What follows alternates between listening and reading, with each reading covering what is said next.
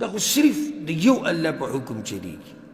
دا ابدال دی او دا اقطاب دی او دا پلانې دی، نه ابدال شته او نه اقطاب شته او نه د الله سره برخداران شته او نه د الله سره شریکان شته او نه د الله نازبینان شته او نه رسیدلي خلک شته او نه پیران شته او نه مریدان شته، ټول سې خزعبلات او دوکې دړاکې دي. که څوک پې خوشحالېږي خوشحاله دي شي، او که څوک پې خفه کېږي نو که زړه وچ وي زموږ پې څه پروا نشته.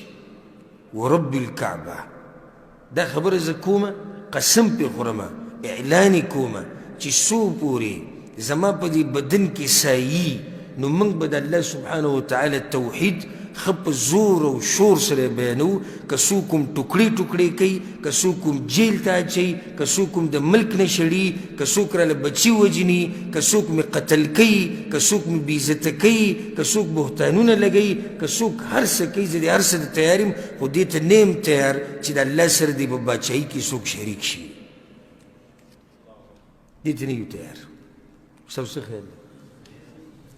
داسې به ټول انشاءالله په دې د چا سره موږ بیه نه شو کولی.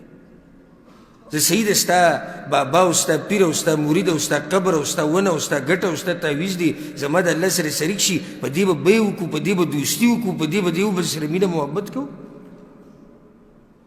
په دې خو موږ چا سره بیه نه شو کولی. هر ځای کې هېڅ خبره نه ده. که زموږ د ذات مسله یي بله څه خبره یي پای کې به سره اوږه کوزوي سو، خو توحید په مسله کې نه. الله وی که بل اله وی دا نظام نه چلیدو، بل معبود وی نظام نه چلیدو. بیا خو اوس دا زموږ په دې ملکونو کې چې د قبرونه له روان او دې درګاهونه او دربارونه له روان، اوس یو کس روان دی بچی غواړي، بچی غواړي د قبر والا نه د خاورو د ډیري نه بچی غواړي، او الله د دې سړي په نصیب کې بچی نه یې لیکلی. زه تاسو هسې دا مثال در کوم. سبحان الله عما یصفون، الله پاک دی دې ټولو خبرونه چې دا مشرکان یې کوي. خدای یو مثال دی.